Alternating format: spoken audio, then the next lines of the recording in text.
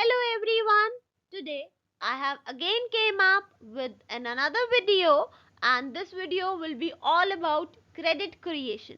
Credit creation मतलब credit कैसे create करते हैं हमारे कमर्शियल बैंक्स, क्रेडिट कैसे बनाते हैं हमारे कमर्शियल बैंक्स.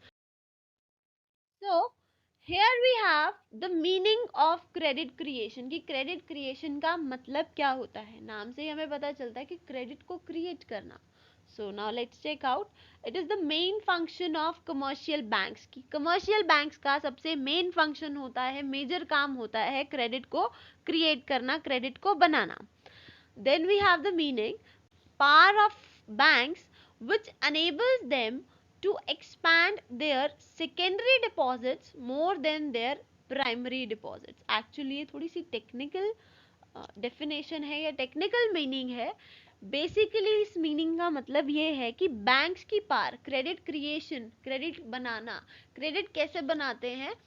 प्राइमरी डिपॉजिट्स मतलब एक इंसान का खाता है, वो अपने पैसे वहां पे जाके डिपॉजिट करा रहा है, दैट इज प्राइमरी डिपॉजिट. और सेकेंडरी डिपॉजिट क्या होता है, जब उस पैसे को बैंक किसी और को लेंड कर देता है और वहां से इंटरेस्ट रिसीव करता है, दैट इज सेकेंडरी डिपॉजिट. तो वो यहाँ पे क्या कह रहे हैं कि बैंक्स की वो पार जिसकी वजह से वो अपने सेकेंडरी डिपॉजिट्स को मतलब अपने इंटरेस्ट को बढ़ाएं, इंटरेस्ट के नंबर ऑफ इंटरेस्ट को बढ़ाएं more than there primary deposits. जब हम पैसे से पैसा ज्यादा बनाएंगे, that is the process of credit creation.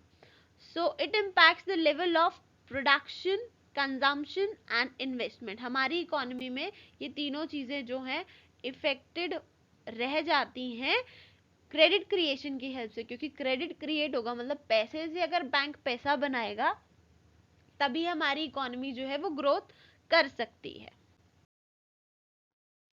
Then we have some of the basic concepts की बेसिक चीजें हैं कुछ जो हमें पता होनी चाहिए, तभी हम क्रेडिट क्रिएशन की प्रोसेस को समझ पाएंगे. So the very first is demand deposits. अब डिमांड डिपॉजिट्स नाम से ही पता चल रहा है कि ऐसे डिपॉजिट्स जो हमने बैंक के साथ किए हों और डिमांड वाले हों. डिमांड वाले इन द सेंस कि उनको जब भी कस्टमर डिमांड करे या जो बैंक में पैसा जिसने डिपॉजिट कराया है वो डिमांड करे, वो तभी उसे विड्रॉ करा सके. अब डिमांड डिपॉजिट जो हैं वो दो तरह के होते हैं, primary deposits and the second one we have is secondary deposits. तो जो हमारे डिमांड डिपॉजिट्स हैं, वी कैन से कि इन दोनों का sum total is our demand deposit. तो प्राइमरी डिपॉजिट कौन से डिपॉजिट होते हैं, जो जनरल पब्लिक बैंक्स में डिपॉजिट कराती है. बेसिक तरीके से हम जाते हैं, हम अपने बैंक अकाउंट्स में पैसा डिपॉजिट कराते हैं, दैट इज प्राइमरी डिपॉजिट. और इसे हम कैश डिपॉजिट भी बोलते हैं और it is also called like passive deposits. Then we have is secondary deposits. तो सेकेंडरी डिपॉजिट्स वो डिपॉजिट्स होते हैं जो प्राइमरी डिपॉजिट का रिजल्ट होते हैं. इस केस में क्या होता है कि जब भी एक इंसान लोन लेने के लिए बैंक को अप्रोच करता है तो उसे कैश में लोन नहीं मिलता, बल्कि उसको जो है एक अकाउंट खोल दिया जाता है and he is allowed to withdraw the required amount by issuing a cheque. This way they work. वो अकाउंट खोल देते हैं और वहां से विड्रॉल शो करते हैं. मतलब उस 1,000 रुपए अगर सपोज किसी ने डिपॉजिट कराए तो वो 1,000 बैंक ने अपने पास रख लिया, और अगर सपोज किसी ने उसमें से 500 रुपीज बोरो करने थे तो वो उसी पैसे में से निकाल के नहीं देते हैं. वो क्या करते हैं, अपने पास डबल रिकॉर्ड रखते हैं. मतलब वो पैसा एक्सेप्टेंस का एक रिकॉर्ड रखते हैं, फिर वो क्या करते हैं, वो जो पैसा है 500 क्रेडिट करते हैं दूसरे बंदे के अकाउंट में जिसने पैसा बोरो करना है, और वहां से वो चेक से पेमेंट लेता है. Deposit are called as secondary deposit और इन्हें डेरिवेटिव डिपॉजिट्स के नाम से भी जाना जाता है. और जो भी लोन जो है बैंक देता है उससे एक नया डिपॉजिट क्रिएट होता है. मतलब हम एक नया जो है प्लस शो करते हैं. हम ये तो नहीं वहां पे शो करते कि ये पैसा हमें उस अकाउंट से ट्रांसपोज हुआ, नहीं. हम नया अकाउंट खोलते हैं. तो इन टोटल अगर हम चेक करें तो 1000 प्लस 500, तो बैंक के पास मनी कितनी शो होती है 500, लेकिन एक्चुअल में कैश कितना है 1000. तो क्या होता है कि पैसे से पैसा क्रेडिट को क्रिएट कर रहे हैं, और नोट नहीं छाप रहे हैं और हमारी करेंसी नहीं छप रही है, बट क्रेडिट से क्रेडिट क्रिएट हो रहा है. Then we have is cash reserve ratio. Cash reserve ratio, ratio नाम से पता चल रहा है कि कोई ना कोई पोर्शन होगा, कोई पार्ट होगा. देन वी हैव रिजर्व मतलब कुछ बचा के रखना.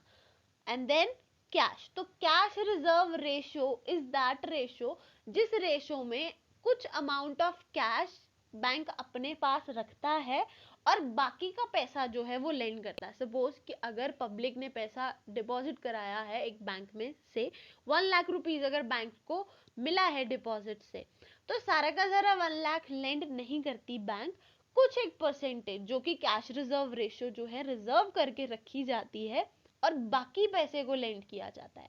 तो जो ये रिजर्व रेशियो होती है, कैश रिजर्व रेशियो होती है, ये आरबीआई डिसाइड करता है और बेसिकली इसको रखने का ये काम होता है कि सपोज अगर जो हमारे डिपॉजिटर्स हैं वो किसी टाइम पे आकर हमारे से पैसा डिमांड करते हैं, सारे तो नहीं करेंगे, कुछ डिपॉजिटर्स करेंगे, तो हम उनमें से उन्हें पेमेंट दे सके। तो सिंपल ये बात होती है। अब बहुत बड़े लेवल पे ये चीजें होती हैं, तो हमें एक छोटे से एग्जांपल से we can understand it.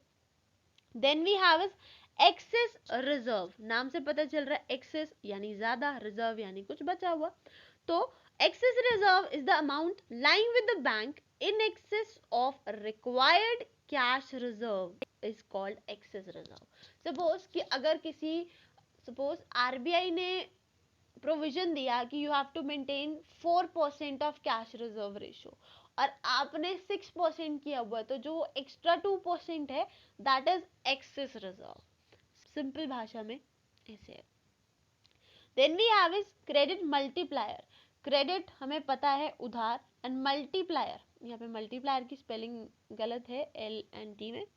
Multiplier यानी मल्टीप्लाई होना, मतलब एक चीज का ट्वाइस, थ्राइस, 4 टाइम्स इस तरीके से होना, मल्टीपल टाइम्स होना, दैट इज मल्टीप्लायर। तो क्रेडिट मल्टीप्लायर कि हमारी जो कैश रिजर्व रेशियो है और क्रेडिट मल्टीप्लायर है, वो यहाँ पे डायग्राम से पता चल रहा है कि इन दोनों में आपस में रिवर्स रिलेशनशिप है। अगर हम कैश रिजर्व रेशियो ज्यादा रखेंगे तो हमारी जो क्रेडिट क्रिएशन है वो कम होगा, और अगर रिजर्व रेशियो कम रखेंगे तो क्रेडिट क्रिएशन ज्यादा होगा। तो नॉर्मल सी बात है कि अगर सपोज हमारे पास 100 रुपीज आ रहे हैं, उसमें से अगर हम 20 रुपीज रिजर्व रख रहे हैं और 80 बाहर लैंड कर रहे हैं, तो एक केस है। और वही अगर हम 40 रिजर्व रखें और 60 बाहर लैंड कर रहे हैं, तो ये सिनारियो में समझ आता है कि अगर रिजर्व ज्यादा रख रहे हैं तो क्रेडिट कम क्रिएट होगा, और अगर रिजर्व कम रख रहे हैं तो क्रेडिट ज्यादा क्रिएट होगा। So let's check out the further slide. You have the assumptions। ये क्वाइट स्टैटिक पोर्शन है। assumptions हर चीज की you have to like cram these assumptions। आपको समझनी होती हैं और आपको फिर अगेन इसको रट्टा लगाना होता है। यहाँ पे आप अपना कोई भी एक्स्ट्रा अपनी आइडियोलॉजी फिट नहीं कर सकते। So the very first thing we have is all depositors will not withdraw money at the same time। हमारी पहली assumption यही होती है कि जितने बैंक के डिपॉजिटर्स हैं वो सारे पैसे को विड्रॉ नहीं करेंगे। कुछ डिपॉजिटर्स जो हैं, कुछ सर्टेन नंबर ऑफ डिपॉजिटर्स जो हैं पैसे को डिमांड कर सकते हैं, बट सारे डिपॉजिटर्स एक टाइम पे, सेम डे पे, सेम टाइम पे पैसा डिमांड नहीं करते। ये एक एजम्पशन है क्रेडिट क्रिएशन की, और एक्चुअल में इसी एजम्पशन के बेसिस पे हमारा पूरा बैंकिंग सिस्टम चल रहा है। और इन केस अगर ऐसा कभी होता है, अब जैसे पीछे एक बैंक में फ्रॉड हुआ था, तो लोग जो उस बैंक के जो डिपॉजिटर्स थे या जो कस्टमर्स थे उनका फेथ लूज हुआ था, तो आरबीआई ने वो चीज ट्रस्टवर्दी की थी कि आपका पैसा डूबेगा नहीं। तो अगर ऐसा कोई सिचुएशन आती है तो वहां आरबीआई स्टैंड लेता है फॉर द कमर्शियल बैंक्स, तो वहां से भी ये सिचुएशन जो है बच जाती है। लेकिन अगर डिपॉजिटर्स डिमांड कर लें एक टाइम पे अपना पैसा, तो बैंक के पास भी इतना पैसा नहीं होगा कि वो डिपॉजिटर्स को फुल लेवल पे पे आउट कर सके। Then we have is cash reserve is to be strictly maintain, कि कैश रिजर्व जो है जो फिक्स्ड किया जाएगा वही मेंटेन करना है, और मेंटेन करना इज कंपल्सरी। बिना कैश रिजर्व मेंटेन किए क्रेडिट क्रिएशन की प्रोसेस हो ही नहीं सकती है। Then we have is no change in credit control policy. हम अपनी क्रेडिट कंट्रोल पॉलिसी में कोई चेंज नहीं ला रहे इस क्रेडिट क्रिएशन को समझने के लिए। Then amount credited is only recorded. हम पैसा नहीं ट्रांसफर करते, सिर्फ और सिर्फ अमाउंट ही रिकॉर्ड करते हैं, पैसा ट्रांसफर नहीं करते। Then we have all banks receive primary deposits, और हर बैंक को प्राइमरी डिपॉजिट ही रिसीव होता है, सेकेंडरी डिपॉजिट हर बैंक अपना खुद से जनरेट करता है। Now let's check out the working of banks, कि बैंक्स काम कैसे करते हैं। वैसे तो ये बहुत सिंपल सा कंसेप्ट है, सो लेट्स चेक आउट कि बैंक कैसे वर्क करते हैं। तो सबसे पहले जो है ये हमारा एक बैंक है। अब यहाँ से जो है सेवर साइड क्या करती है, मतलब जिन्होंने अपने पैसे बचाए होते हैं वो क्या करते हैं, अपने पैसे यहाँ से डिपॉजिट कराते हैं और इसके रिटर्न में क्या रिसीव करते हैं, इंटरेस्ट रेट। सेविंग्स का अलग है, एफडीज का अलग है, and there are multiple types of like sources की जहाँ से जो है इन्वेस्टर जो है या कस्टमर जो है अपना पैसा सेव कर सकता है। देन अब ये तो थी सेवर की साइड। अब बोरोवर की साइड से, मतलब जिसको पैसा चाहिए, उस साइड से क्या सिचुएशन होती है, बैंक जो है पैसा देता है बोरोवर्स को और बोरोवर्स इन रिटर्न बैंक को इंटरेस्ट पेमेंट देते हैं। यहाँ पे बैंक इंटरेस्ट देता है सेवर्स को और यहाँ पे जो है बोरोवर्स इंटरेस्ट देते हैं बैंक को।